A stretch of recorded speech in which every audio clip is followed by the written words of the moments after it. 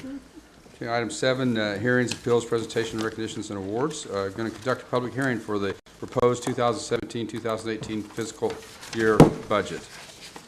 Mr. Spurgeon.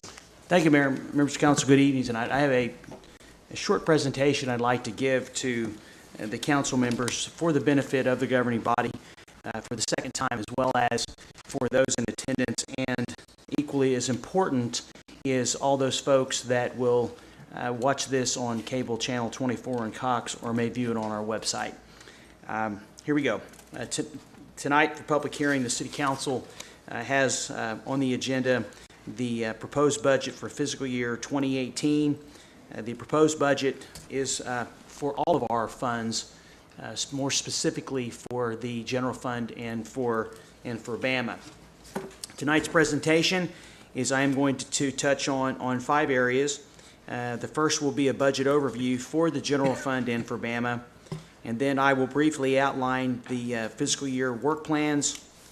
I will mention for the council and the public some other actions and budget considerations, and then I will list the proposed utility rate increases based on the Black and Veatch model that the council accepted and approved last year, and just mention a couple of items for future considerations.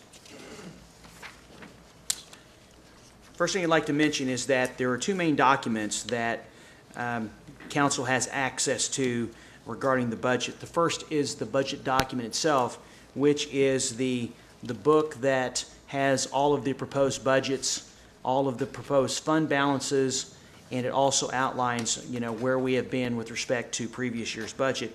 And the second is the budget message from my office, which is about a 19 or 20 page document that covers the highlights of the proposed financial plan for the upcoming fiscal year.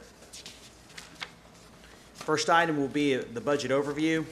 I always like to start with this because in a community our size, I think it's important that the public understand exactly the magnitude of what our finance department, the administration, and more importantly, the city council is responsible for. And first is the fact that we have, next slide please, we have 27 funds which the city is responsible for. And those funds are our general fund. We have 3 enterprise funds, 4 capital improvement funds. We have a debt service fund, 2 internal service funds, and 16 special revenue funds.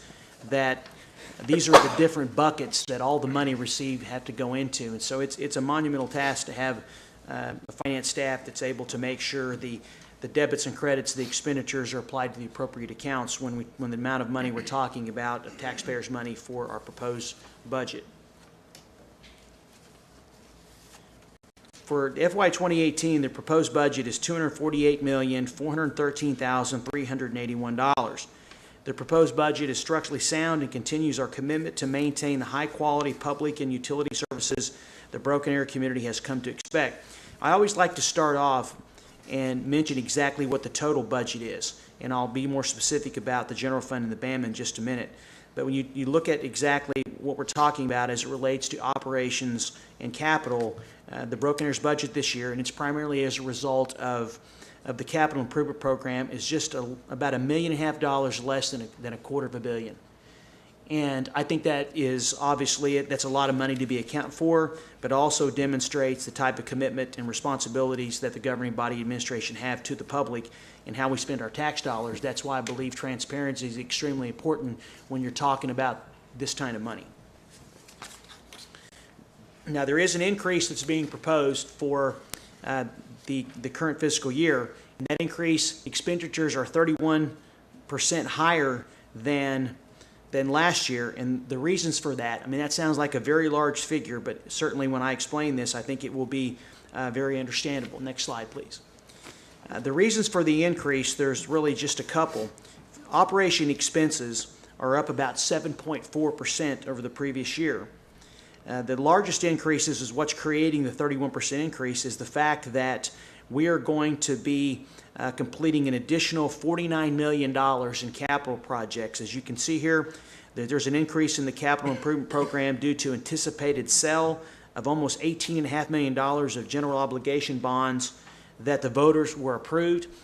Just for your recollection and for the public's more importantly, is that the voters approved around $65 million in 2014. And obviously, to keep our tax structure for property taxes at a certain level, the city can only sell so many millions of dollars worth of bonds every year to stay right around that 18 mills that the council has set a policy on.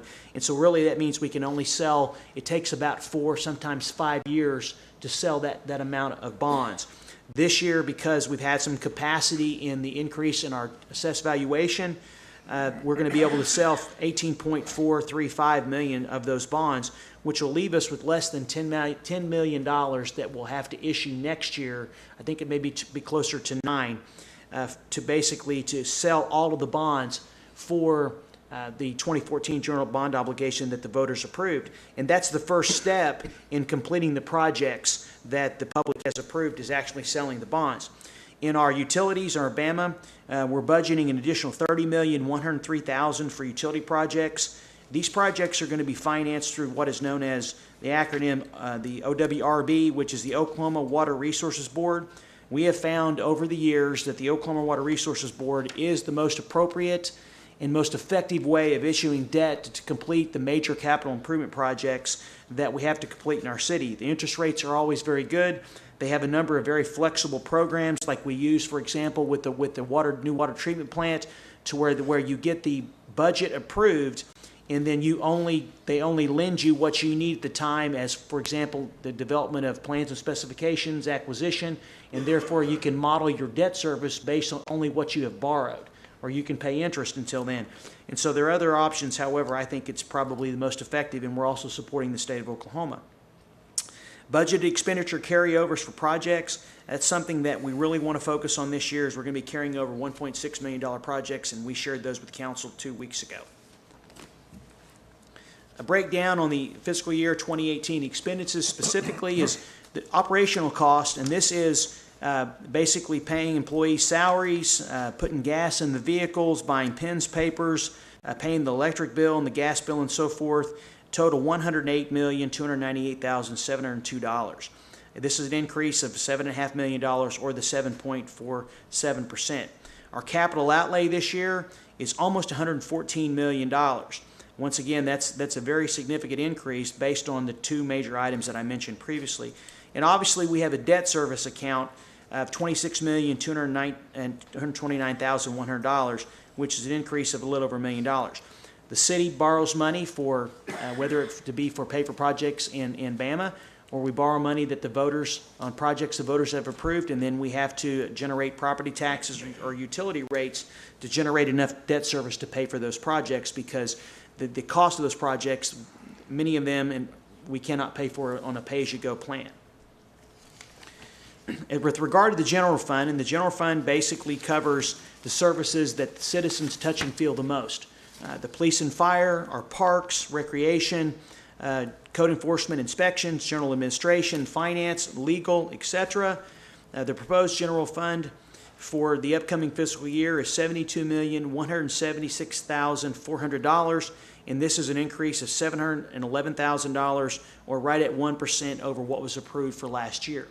So as you can see, there was a great deal of time, as the council is aware, spending looking at what we've spent over the last 3 averages, and the director is really defending their requests for spending, and we've adjusted the accounts accordingly to keep the increase that we are seeing here really to mainly just the increase in cost of personnel and slight operational costs. But over last year, 1%, it's outstanding. Question we get asked a lot is, where does the city get its general fund money? This right here for FY 2018 is the proverbial pie chart that demonstrates to the community where we get the $72.6 million. And as you can see, sales tax is the largest contributor in terms of revenue that is generated, that we collect, I should say, to pay for services. Then you've got your other expenses, transfers, charges for services, for example, like Life Ride. And then there's also some very smaller revenues that receive, for example, fines and forfeitures, so forth. But that is a $72 million that finance is anticipating that we're going to receive based on their projections of looking at the history and what we've collected for the previous year we're about to end. And this is the breakdown of how the city spends the money.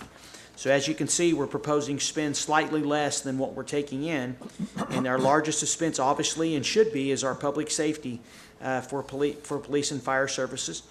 We also spend money on general government, which is a whole host of different services, such as general administration, code enforcement, legal, city clerk's office, and so forth. Then we have parks, public safety. So you can see that's exactly the pie chart, and all this information is available to the public on our website. The next item I wanted to mention, because this is something that needs to be just a reoccurring discussion for the next few years, is the fact that as a result of the voters approving the repurposing of the Vision 2025 sales tax back in November of 2015, is that as a part of that, the City Council passed an ordinance that mandates that the city place a portion of all the revenues that we receive in a fund for the police department and a fund for the fire. I think that's important because the public needs to know is that every year we are setting aside for police specifically 36.7% of our revenues that we receive, and that's the amount that we're looking at for this year. And then fire, 30.7, right a little less than 31%. And those funds have been pulled out of the general fund itself to create their own funds. And from those funds, we pay for the operations from those two respective departments. Now, the council knows, and the public should be made aware, is that the voters approved the repurposing of that tax specifically to hire 20 new police officers over a 4 to 5 period and 20 new firefighters over that same period. And so those funds that are being generated from the sales tax they're going into the fund. They are not for just paying for the cost of the department. They are to pay for the salaries of those officers or firefighters respectively that the voters approved. And so what we have to do is every year as we look at our revenues and as whatever growth there is, we have to make sure that we put 37.7 and 30.7 respectively in those funds to pay for the salary increases, the wages, and the operating expenses for the existing officers, as well as the operating expenses for the department itself. And so it's something we really have to manage because, I want to make sure that we have sufficient revenues in those funds to last us, for the next 6 to 8 years. And we have to take into account the fact that we do try to offer step increases. We also have to do collective bargaining, and those grow exponentially whenever we give those increases. So those have to be taken into consideration.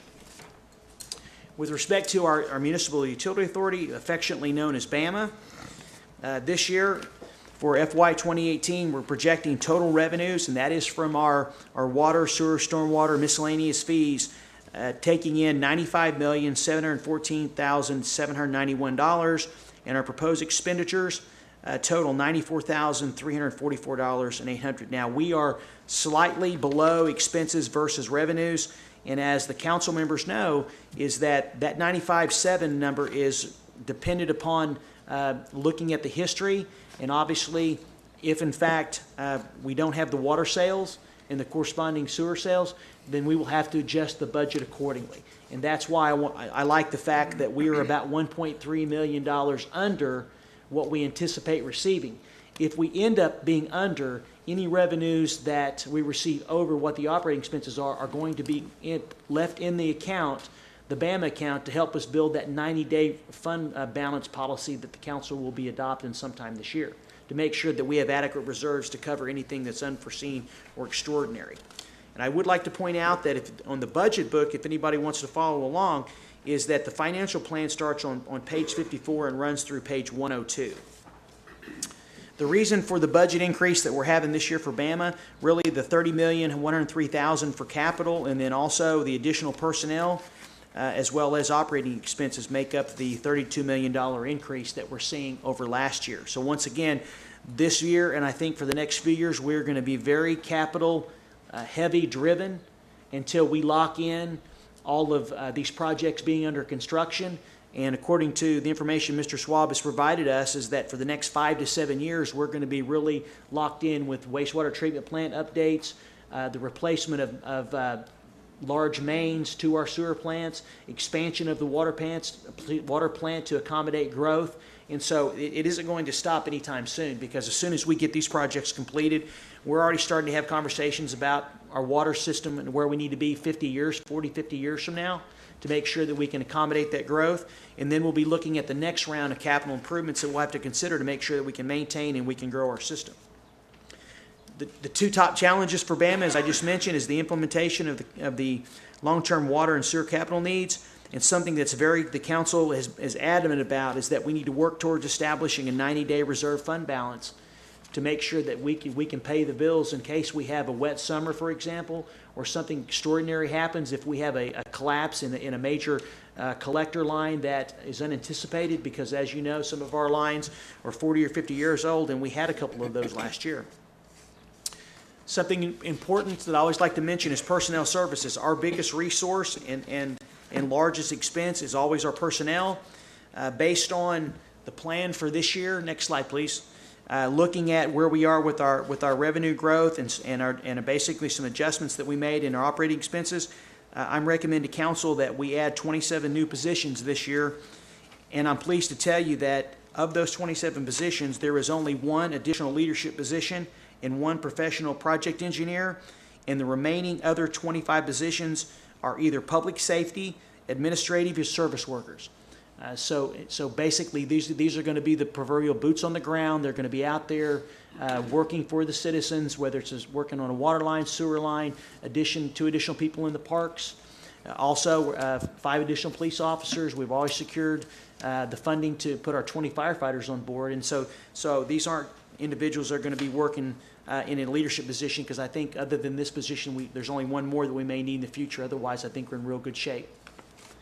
More specifically, I'm recommending council add 10 new positions within the general fund, which makes up this, once again, the services the citizens basically see every day. And what I've done is I provided to you a breakdown of those positions, which is 2 in the streets, 2 in the parks, 2 in development services, 1 in information technologies, 1 in municipal clerk, 1 in city manager, and then CVB. Now, I will tell you is that every year I get more requests than this.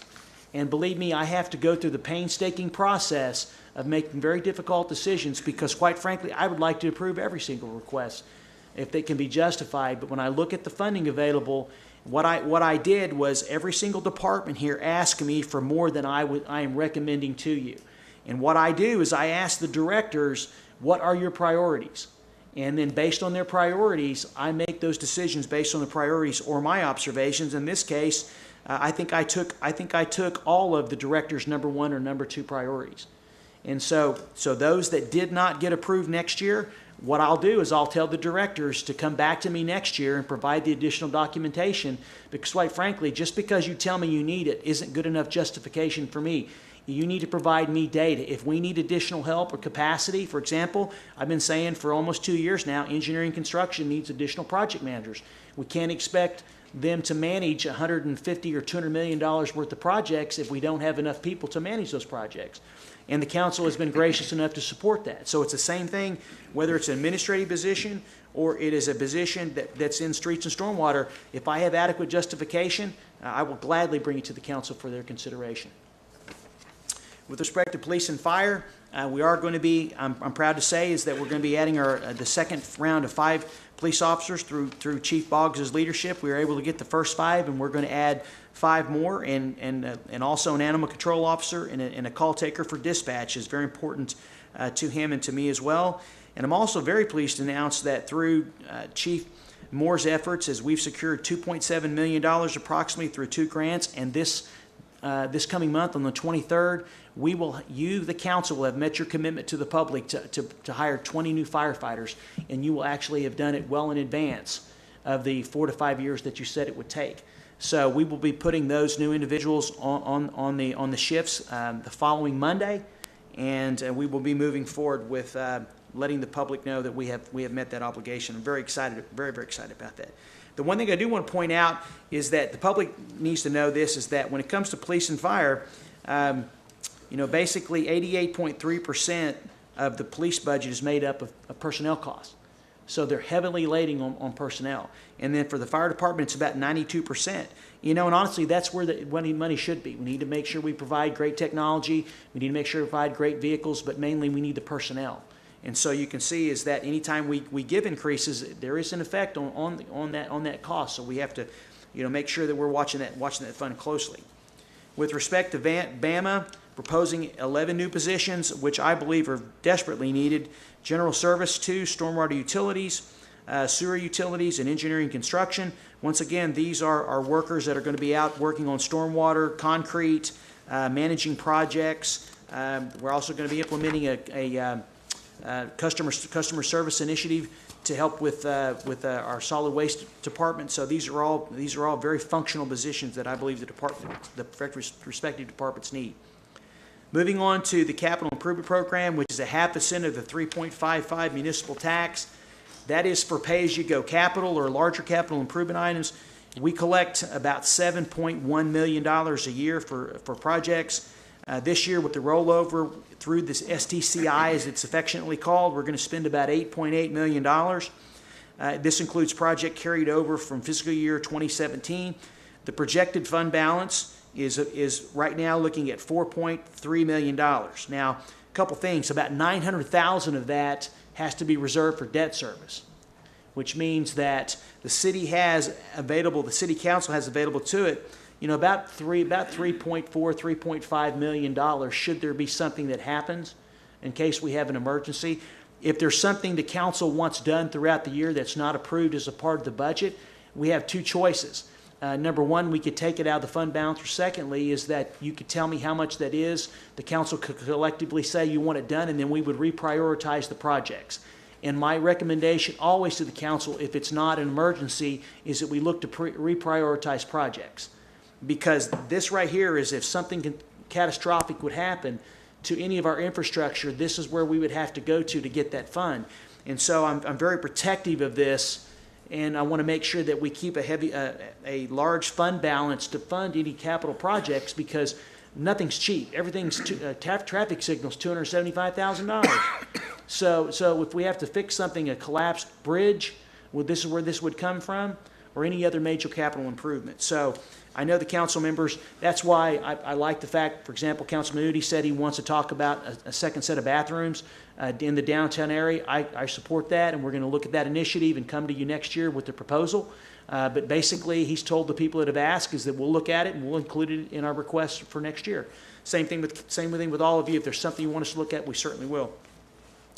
With respect to the outline of work, real quick, the plan of work is more detailed in my budget message, so I'm just going to briefly touch on just a couple of things. The council made it very clear since I started is that communications and transparency will always be one of the top priorities that we have, and that is we always need an ongoing basis to do the very best job we can. You're going to hear some more about it from Krista right after this, is making sure the public knows how we spend our money, what we're spending our money on, and what's happening in City Hall. And that just takes time and it takes resources. And I think we're getting there. I think there's still a lot of things that we can do, and we should never rest on the successes that we have, because obviously we're not going to reach everybody. So we have to continue to do things in paper. We can't rely, for example, on social media because not everybody is on social media. The Focus newsletter. I got a comment today from a gentleman about the story in the Focus newsletter. Sometimes people are very happy, sometimes people don't agree, but I'm glad they're submitting their comments. So I know the paper is important as well. A couple few initiatives is that we are going to implement a City Council highlight show. We're also going to be providing monthly updates on the various projects and what happens between council meetings. Council has agreed to start taking our meetings on a road show, to go quarterly, to go around the community and have an open house when we do so, and we are going to continue to increase our presence on social media. With regard to economic development, Streetscape initiative is continuing. Water and sewer improvements, road improvements are coming to the downtown. We're going to be spending about $400,000 to $500,000 on doing a number of streets downtown. Some folks in town are having trouble riding their bikes downtown, and encouraged the mayor and me to get on our bikes and ride down with them to take a look at the streets. And so, I have committed based on the pavement index report. There's a lot of streets, especially right off of Main Street, to where we've done the construction, the east and west. We need to get those taken care of. We had our second public meeting on the Rose District overlay for potential new residential construction. That's ongoing. The conference center is going to open in September, and the technical grant has been submitted by Norm Stevens for the new innovation district. Public infrastructure, once again, street improvements. honoring our commitment to complete the 2011 and 2014 bond projects. And once again, 2017 and 2018 are going to be the year of the park. What's happening in our parks. And some other decisions the council is going to have to make sometime this fiscal year is obviously I'm going to create a community service program. We have an informal program right now, but we're in a situation where we need help cleaning up our parks, the sides of our street, and I think there's a great opportunity here. Council wants more information on the new Center for the Creative Arts, and we're going to have to look at some technology initiatives for operations. And with respect to Bama, quickly, is that we have a number of water and sewer capital improvements from the Vergas River plant pre-treatment. Going to be expanding there to a new 2 to 3 million gallon water storage tank to improve our capacity and our pressure. Various wastewater system improvements on Lynn Lane, Hagee Creek. A lot of people don't realize is that we're in a partnership with a number of cities, and we have a major commitment to the Hagee Creek wastewater treatment plant with Tulsa, Bixby, and I believe several other communities. And we may be spending over the next 5 to 7 years safely, Mr. Schwab, $50 million approximately to upgrade that treatment plant. Okay. County line trunk sewer, that's a major project, so there's a lot of things that are happening in utilities. And then a couple of other considerations for the council to know is that council at the budget work session said that they've given the administration permission to begin the preparing the bond package for the summer of 2018 to go before the voters. And we're already starting that process, but what I'm excited about, and you'll hear Krista talk about it, is that we're gonna run some parallel paths. Staff has their idea about what we'd like to do. We want to gather the input from the community at the same time. So we're going to be running concurrent paths. So we're going to have the council's ideas, we're going to have the staff's ideas, and the public's ideas. We're going to meld all those together, and from there, probably, I would say sometime around March or April of next year, things will probably come into focus in terms of what we're going to put before the public. So it's going to be a real vetting process. Also is that this will be the first year we'll be able to use the street and road tax from the repurposed vision.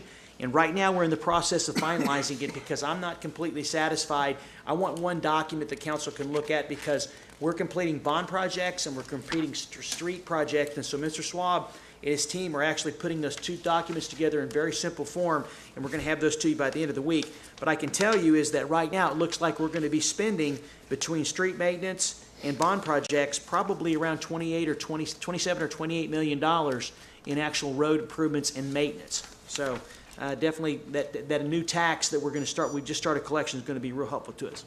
Here's something that a couple council members mentioned. I want to make sure the public is aware, is that because of some cuts, we increased the funding for public transportation for Tulsa Transit from $216,000 to $320,000 to continue to provide the existing route that operates in Broken Arrow and to fund the express bus route service that operates each business day between Broken Arrow and Tulsa.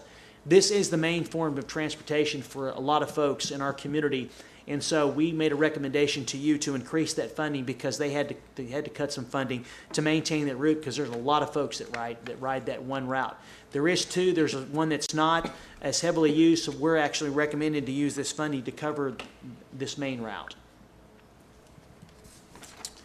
Now, with respect to something that's important for everyone is to know is that in order to fund the projects and to pay for operations, the City Council had Black and Veatch last year and put together a rate model for the next 5 years. And I wanted to point out is that tonight I'm just going to show council, as I did previously, what we're looking at, and there'll be further discussion later this summer whenever we look at the manual of fees.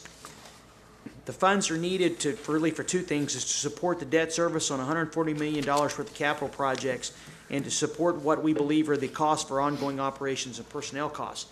Whatever council decides to do, should you decide to improve a rate increase, it would go into effect in November 2017, excuse me. According to their model, this year 2 of the implementation of the rate model calls for the water to increase by 5.5%, sewer by 7%, stormwater by 9%, and the street lighting fee from $1 to $1.50. Now, when we come before the council with the manual of fees, we will have all the information about what this will cost to the average user that may use X number of thousand gallons of water, and we'll provide all the comparisons to council to know exactly where we're going to be with those communities around us. And then finally, this is important, is just what are we going to be focused on in the coming years in terms of challenges or opportunities. Because we are so heavily laden on personnel costs, we continually have to be able to review operational expenses. That's important because if we're going to be able to continue to pay for all of our personnel costs, to provide cost of living step increases, to pay for health benefits and so forth, we need to make sure that we're monitoring our costs and justifying those expenditures. We have to continue lobbying our efforts to update our taxation model to support municipal operations. We're still the only state in the United States that relies so heavily upon sales tax. The next item is June 12th is the next meeting of the Citizens Recycling Committee.